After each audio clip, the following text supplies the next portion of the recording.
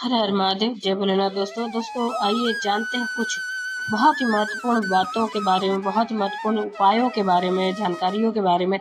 पूज्य गुरुदेव के श्रीमुख से उन्हीं की कथा के दौरान जब वो बता रहे थे तो कुछ अंश को मैं यहाँ प्रस्तुत कर रही हूँ। तो चलिए सुनते हैं उन्हीं के श्रीमुख से बहुत ही महत्वपूर्ण जानकारी। जितने आस्था चैनल पर कथा सुन रहे हो, जितने फेसबुक और यूट्यूब पर सुन रहे हो, बहुत सावधानी से सुनना। शुक्रवार के दिन अगर शंकर के मंदिर में जल चढ़ाया जाए तो नारी का अखंड सौभाग्य होता है। दुनिया का कितना भी दरिद्र व्यक्ति हो, चाहे दुनिया का कोई व्यक्ति ऐसा हो जिसका कभी व्यापार चलता ही नहीं हो, उसने 50 बार बदल के देख लिया, फैक्ट्री चली नहीं रही, जिस काम को करने के लिए जाते हैं वो काम टल जाता है। आज की जगह कल, कल की जगह परसों, परसों की जगह नरसों, काम होता ही नहीं। शुक्रवार के दिन बेलपत्री के वृक्ष के नीचे एक नियम वो अगर अपनी जिंदगी में बना ले, प्रदोष काल में, प्रदोष के समय पर बेलपत्री के वृक्ष के नीचे एक बार जाकर नमन करना और प्रदोष काल में शंकर भगवान के मंदिर में दिया लगाना। ये दो चीजें अगर वो 3 महीना भी लगातार कर ले तो उसके जीवन में कभी कोई समस्या आ ही नहीं सकती, कोई दुख आ ही नहीं सकता। शुक्रवार के दिन बेलपत्री के वृक्ष के नीचे बैठकर घृत का दिया लगाकर शरीर में जो रोग है उसका स्मरण कर शंकर जी से विनय कर, हे भोलेनाथ, आपने शुक्र देवता को संजीवनी मंत्र दिया है, तो क्या आप मेरे को वो मंत्र प्रदान नहीं करोगे? मेरे रोग, मेरी बीमारी, मेरे दुख को आप नहीं हरोगे? शिव से कहो, ये शरीर आपने दिया है और भजन करने के लिए दिया है, स्मरण करने के लिए दिया है, कीर्तन करने के लिए दिया है, तो संभालोगे भी आप। और बेलपत्री की ओर मुख कर घी का दिया लगाकर महामृत्युंजय मंत्र का स्मरण कर लेने पर धीरे धीरे धीरे धीरे धीरे धीरे वो रोग समाप्ति की ओर आता चले जाता। कभी शिव मंदिर में जल चढ़ाने का मौका मिले और आप शंकर जी के मंदिर में जल चढ़ाने के लिए जाएं, तो केवल जल चढ़ाकर वापस मत आना, केवल बेलपत्र चढ़ाकर वापस आना, दिया लगाकर वापस ना आना। आते आते बाबा भोलेनाथ जी से ये भी कुछ कराना, बाबा आप मंदिर में बैठे रहते हो, बहुत दिन हो गए आपको बैठे बैठे, चलो आज मैं आपको मेरे। आप अगर कहीं जा भी नहीं सकते तो शिव तत्व कहता है कि अपने घर में बैठकर भगवान शंकर की अविरल भक्ति को धारण करो। जितना आप शिव को याद करोगे उतना उतना आपकी जिंदगी का दुख कटेगा। शिव महापुराण में कथा आती है कि माता सती यज्ञ की अग्नि में कूदकर अपने प्राणों को त्याग दिया।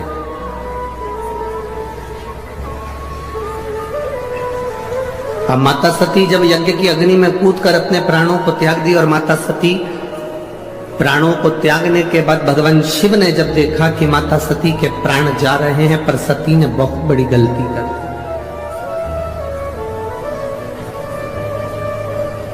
ये सती ने जो गलती करी, संसार का कोई व्यक्ति ऐसी गलती ना करे जो सती कर गई, जो माता सती ने करा। क्या गलती सती ने करी? सती ने सबसे बड़ी गलती माता सती ने करी कि यज्ञ की अग्नि में सती कूद गई। हमारा सनातन धर्म कहता है कोई यज्ञ हो रहा हो, कोई अनुष्ठान हो रहा हो, कोई कथा हो रही हो, कोई प्रवचन हो रहे हो, कोई धर्म का आयोजन हो रहा हो, कोई धार्मिक आयोजन हो रहा हो, बन सके तो उसमें प्रयास करना कि अपने हाथ को आगे बढ़ाकर उस यज्ञ को पूर्ण कराने का प्रयास करना, अपना टांग, अपना पांव उसमें मत अड़ाना, नहीं तो सती जल जैसे जलकर भस्म होना पड़ सकता है। माता सती ने एक गलती कर दी कि यज्ञ के कुंड में माता सती चली।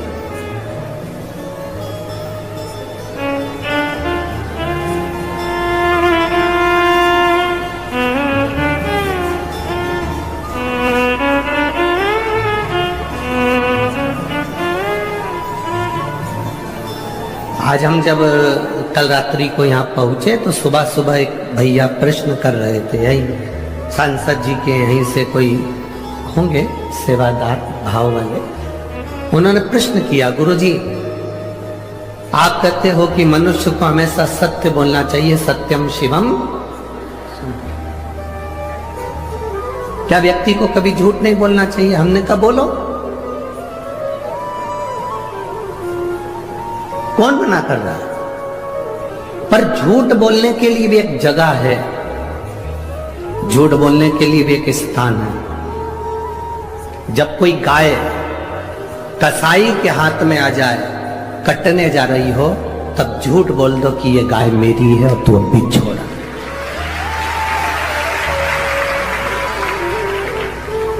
झूठ बोलने के लिए भी एक स्थान बताया गया है कि उस स्थान पर झूठ बोल दो।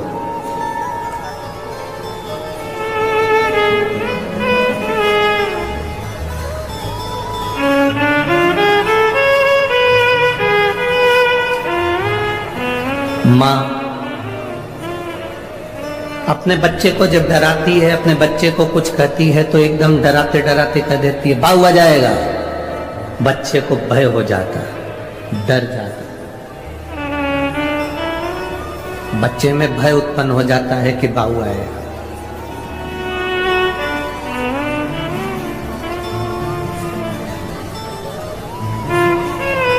जैसे बच्चे में भय होता है कि बाऊ आ जाएगा तो बच्चा डर जाता है, उसी तरह जब हम प्रतिदिन पंचाक्षर मंत्र नमः शिवाय, षडाक्षर मंत्र ओम नमः शिवाय या श्री शिवाय नमस्तुभ्यम का जाप करते हैं तो मृत्यु को, पाप को, हमारे बेकार कर्म को भी भय लगता है कि मैं इसके नजदीक नहीं जाऊं।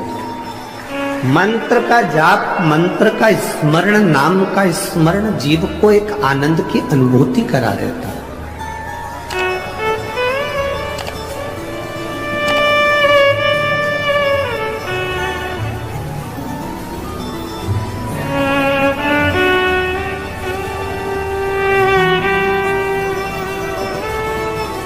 एक आनंद की अनुभूति कराने वाला।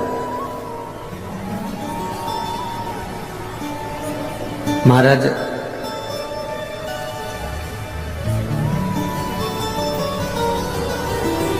आप सब तो विदर्भ के हो, अमरावती के हो, तो आप लोगों को तो बहुत ज्यादा भगवान कृष्ण की कथा का ज्ञान है। आप सब बहुत विद्वान भी हैं, पर आपने कथा सुनी होगी भगवान कृष्ण की धर्म पत्नी रुक्मणी जी की बुआ।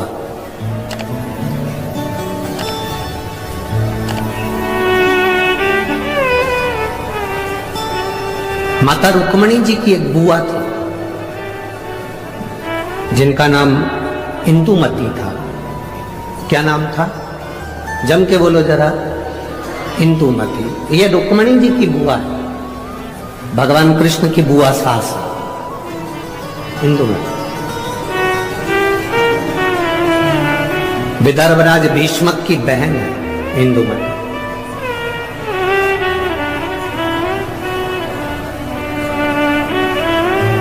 विदर्भ किस भूमि पर, पवित्र भूमि पर इंदुमती रहती, अपने भाई राजा भीष्मक के साथ में आनंद के साथ निवास करती।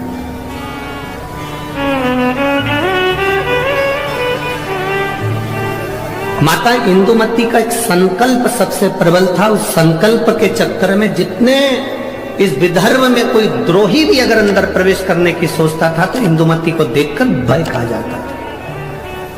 इंदुमती को देखकर उसको भय लगने लगता था।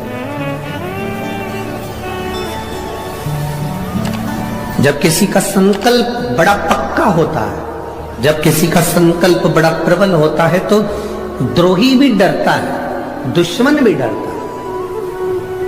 अगर आपका संकल्प पक्का है तो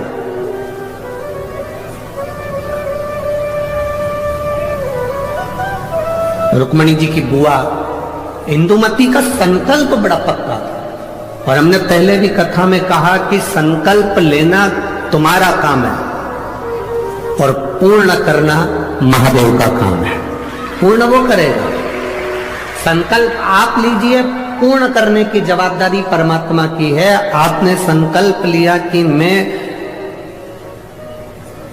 किसी संत का, साधु का मुख प्रतिदिन देखूंगी, तो संत साधु को तुम्हारे दरवाजे तक पहुंचाने की जवाबदारी उस परमात्मा की है।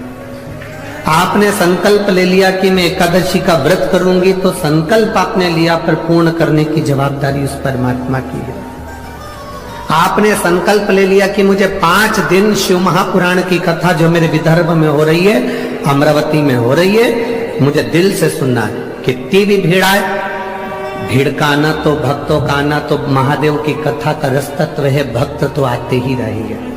कितने ही भक्त आए, कितनी भी भीड़ आए, पर मेरा फर्ज है, मैं रामेश्वर नहीं जा सकती, मैं सोमेश्वर नहीं जा सकती, मैं नागेश्वर नहीं जा सकती, मैं विश्वेश्वर नहीं जा सकती, मैं त्र्यंबकेश्वर नहीं जा सकती, मैं भीमाशंकर नहीं जा सकती, मैं कृष्णेश्वर नहीं जा सकती, मैं केदारेश्वर नहीं जा सकती, तो मेरा 12 ज्योतिर्लिंग वाला मेरा महादेव अमरावती के पास में शिव पुराण के रूप में आ रहा है, तो मुझे वहां जाना है,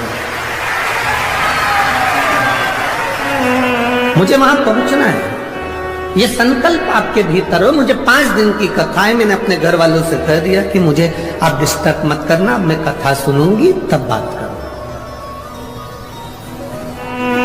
शादियों का सीजन भी है, बोलो तो रही अमरावती की जीजियों, सही है कि गलत है? अब शादियों का सीजन है, तो जिनकी उनसे रिश्तेदारी है वो वहां चले गए, जिनकी इससे रिश्तेदारी है वो यहाँ आ गए। ये तो रिश्तेदारी का क्रम है, जहां जिसका संबंध बैठ जाए, ये संबंधों की बात। और एक बात आज आप लोगों को कहूंगा इस अमरावती की पवित्र भूमि से, 24 घंटे परिवार वालों को साथ दे दो तो भी तुम्हारे मरने के समय पर वेंटिलेटर पर अकेले ही रहोगे, कोई नहीं रहेगा। 24 घंटे पति पत्नी, परिवार, नाते रिश्ते, बेटा बहू, कुटुंब, कबीला, भाई बंधु, सखा, किसी को भी 24 घंटा दे दो, पर वो 24 घंटा तुमने जिसको दिया, तुम्हारी दुख की घड़ी में जिसको तुमने 24 घंटा दिया, वो 24 घंटा साथ रहने वाला तुम्हारे पास में नहीं होगा। पर तुम जो 1 लोटा जल 5 मिनट शिव जी के मंदिर में जाकर जो चढ़ाती हो ना, वो तुम्हारा 5 मिनट ना जाने कितने जन्मों के दुख को काट दे। केवल 5 मिनट बोल बम का नारा है, सारी समस्या का हल। वो 1 लोटा जल तुम्हारा जो शिव को तुम समर्पित कर रहे हो, शिव मंदिर तक जा रहे हो, शंकर की चौखट तक जा रहे हो, शंकर को 1 लोटा जल चढ़ा रहे हो, वो तुम्हारा संकल्प पूरा करना उसकी जवाबदारी। तो उम्मीद करते हैं जानकारी आपको अच्छी और उपयोगी लगी होगी। अगर अच्छी और उपयोगी लगी तो एक लाइक छोटा सा अवश्य करिए। आप पहली बार मेरे चैनल पे आए तो मेरे चैनल को सब्सक्राइब करिए, बेल नोटिफिकेशन अवश्य दबाइए, जिससे आने वाले वीडियो आपको समय से प्राप्त होते हैं। दोस्तों कोई भी प्रश्न या सुझाव कमेंट बॉक्स में लिख सकते हैं। फिर मिलते हैं दोस्तों एक नई जानकारी के साथ नए वीडियो में। तब तक के लिए जय भोलेनाथ, हर हर महादेव, श्री शिवाय नमस्तुभ्यम। धन्यवाद दोस्तों।